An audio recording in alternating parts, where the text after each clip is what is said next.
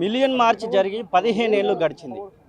ఆ రోజు ఏం జరిగింది? అసలు మిలియన్ మార్చ్ సమయంలో అప్పుడు ఉన్నటువంటి టీఆర్ఎస్ పార్టీ అధినేత అనుసరించినటువంటి విధానాలేంటి అడిగి తెలుసుకుందాం. మనతో పాటుగా అప్పటి జేఏసీ చైర్మన్ ప్రొఫెసర్ కోదండరామ్ ఉన్నారు. సార్, అప్పుడు మిలియన్ మార్చ్ గురించి మాట్లాడుకోవాలనుకుంటే ప్రధానంగా ఏం చెప్తారు మీరు? మిలియన్ మార్చు అంటే ప్రజలలో తెలంగాణ ఆకాంక్ష ఎంత బలంగా ఉంది అనేది అర్థం చేసుకోవటానికి మిలియన్ మార్చు ఉదంతం అనేది ఒక స్పష్టమైన మనకు ఒక ఉదాహరణగా మనం చూడవచ్చు. దాన్ని మిలియన్ మార్చు కోసం పిలుపును ఇచ్చినాం, కానీ మేము బండ్లు పెట్టి పైసలు ఇచ్చి బిర్యానీ పెట్టి సమీకరించింది కాదది. ప్రజలు స్వచ్ఛందంగా తరలి వచ్చిండ్రు. పోలీసులు ఆపుతారు, అరెస్ట్ చేస్తారని అనుమానం వచ్చినప్పుడు పిల్లలు అందరు కూడా ఒకరోజు ఒకే బస్సులో ప్రయాణం చేస్తే ఇబ్బంది అవుతుందని ఎవరికి వాళ్ళు విడివిడిగా ప్రయాణం చేసి హైదరాబాద్ చేరుకున్నారు.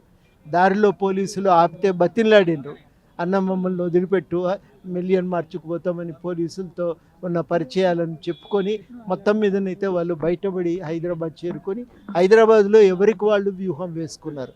ట్యాంకు బండ మీదకి చేరుకోవాలంటే ఏం చేయాలి? అక్కడ ఉన్న బిచ్చగాళ్ళతో సావాసం చేసిండ్రు. వాళ్ళని అడిగి తొవ్వలు తెలుసుకున్నారు, వాళ్ళ పక్కన పడుకున్నారు. అంటే ఇది ఒక అద్భుతమైన స్ఫూర్తి. ఒక లక్ష్య సాధన కోసం ఎంత పట్టుదలతో ప్రజలు నిలబడతారంటానికి మనకు మిలియన్ మార్చు ఉదంతం కంటే పెద్ద ఉదాహరణ మరొకటి ఇది కూడా కనబడదు. అట్లా ప్రజలు భాగస్వాములైనరు, వాళ్ళ వల్లనే ఉద్యమం నడిచిందంటానికే మీరు మిలియన్ మార్చిని తెలియజేస్తున్నారు. ఇప్పుడు టీఆర్ఎస్ పార్టీ ఎలా అన్నది దీన్ని పోస్ట్పోన్ చేయాలని చూసారా, లేకపోతే పాల్గొందామని చెప్పారా? అసలు అప్పుడు కడియం అక్కడికి వచ్చినటువంటి కొంతమంది లీడర్ల పైన కూడా, కేకే లాంటి వాళ్ళ పైన కూడా విరుచుకుపడ్డటువంటి పరిస్థితి. కొంతమందికి సంబంధించి అక్కడికి వచ్చినటువంటి బీఆర్ఎస్ పార్టీ, అప్పుడు టీఆర్ఎస్ పార్టీ వాళ్ళ పైన కూడా విరుచుకుపడ్డటువంటి పరిస్థితి. అలాంటి సిచ్యువేషన్ ఎందుకు వచ్చిందంటే ఏం చెప్తారు? అంటే అభిప్రాయ భేదాలు ఉంటాయి సహజంగానే. ఆ రోజు కూడా అభిప్రాయ భేదాలు వ్యక్తమైనాయి. వాళ్ళు ఆ రోజు చాలా బలంగా ఇది హింసకు దారితీస్తుంది, పిల్లల పరీక్షలు ఉన్నాయి, నష్టం జరుగుతుందనే అభిప్రాయాన్ని వ్యక్తం చేసిండ్రు. వ్యక్తం చేయటంలో వాళ్ళ అభిప్రాయాన్ని వ్యక్తం చేసిండ్రు. దాని తర్వాత చాలా చర్చ జరిగింది. అప్పుడు ఎవరి అభిప్రాయాలైనా దృష్టిలో పెట్టుకోవాల్సిందే అనే దృష్టికోణంతో స్టీరింగ్ కమిటీ వ్యవహరించేది. అందుకని స్టీరింగ్ కమిటీ అందరి మాటలు విన్నాక చాలా స్పష్టంగా ఆ రోజు ఏం చెప్పిందంటే, ఇది కాదు, కార్యక్రమం వాయిదా వేయటం కుదరదు. ఒక మంచి ఉత్సాహంతో ఉన్నారు ప్రజలు, దాన్ని వాయిదా వేస్తే ఇవాళ మనపైన నమ్మకం పోతుంది, ఈ ఉద్యమం సన్నగిలుతుంది అని చెప్పి అందరికీ నచ్చజెప్పిన తర్వాత మీరు అన్న పద్ధతుల్లో పిల్లలు పరీక్ష పోయే పిల్లలకి ఇబ్బంది కలగకుండా జాగ్రత్త తీసుకుందాం, దానికోసం పొద్దున బదులు దాన్ని 1 గంటకు స్టార్ట్ చేద్దాం. అప్పటికి పరీక్షలు అయితే ఇళ్లలోకి చేరుకుంటారు. 1 గంట నుంచి 4 వరకే దీన్ని నడుపుదాం, ఎవరికి వాళ్ళు మళ్ళా చాలా ఇబ్బంది లేకుండా ఇళ్లలోకి పోగలుగుతారు అని చెప్తే అందరు కూడా దానికి అంగీకరించిన తర్వాత ఇక ఇష్టం ఉన్నా లేకున్నా అందరూ దాంట్లో భాగస్వాములు అయినరు. ఇక ప్రజలు పెద్ద ఎత్తున కదిలి వచ్చిన తర్వాత అంచనా ఏమొచ్చిందంటే, ఇక ఈ ఉద్యమం వల్ల మరి ప్రజలకు కూడా ఒక ఉత్తేజంతో ఉన్నారు. ఇంకా ఇది ఉద్యమం నడవటానికి కావలసినంత ఇంధనం అయితే దొరికింది అనేది ఒక అభిప్రాయం. రెండవ అభిప్రాయం ఆ రోజు ఏమొచ్చిందంటే, మరి సంస్థ పైన నమ్మకం పెరిగింది అనే ఒక అభిప్రాయం వచ్చింది.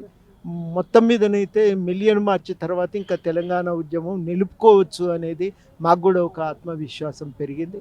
ఆ రకంగా ఉద్యమాన్ని కీలకమైన మలుపు అది. చివరగా కాంగ్రెస్ ప్రభుత్వం ఏర్పడితే చాలామంది ఉద్యమకారులు ఆశించారు, మాకేదో జరుగుతుందన్నో అట్లా. ఇంకా ప్రొఫెసర్ కోదండరామ్ నాటి జేఏసీ నాయకుడే ఇప్పుడు ప్రభుత్వంతో కలిసి పనిచేస్తూ ఉన్నాడు, వాళ్ళ పార్టీ కూడా ప్రభుత్వంలో కలిసి పనిచేస్తూ ఉందని చెప్పేసి ఆశలు కూడా పడ్డారు.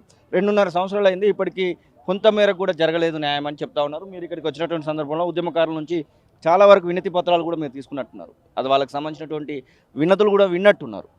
వారికి సంబంధించి మాట్లాడాలంటే, ముఖ్యమంత్రి మొదటి సంవత్సరము జరిగినటువంటి స్వతంత్ర దినోత్సవ వేడుకల్లో కొంతమంది ఉద్యమకారులను అక్కడ భాగస్వామ్యం చేసినప్పటికీ కూడా తర్వాత మర్చిపోయారనేటువంటి మాటలు అయితే వినబడుతూ ఉన్నాయి. మీరేం చెప్తారు? ముఖ్యమంత్రికి ఏమైనా చెప్పబోతా ఉన్నారా ఈ విషయంలో, ఉద్యమకారుల విషయంలో?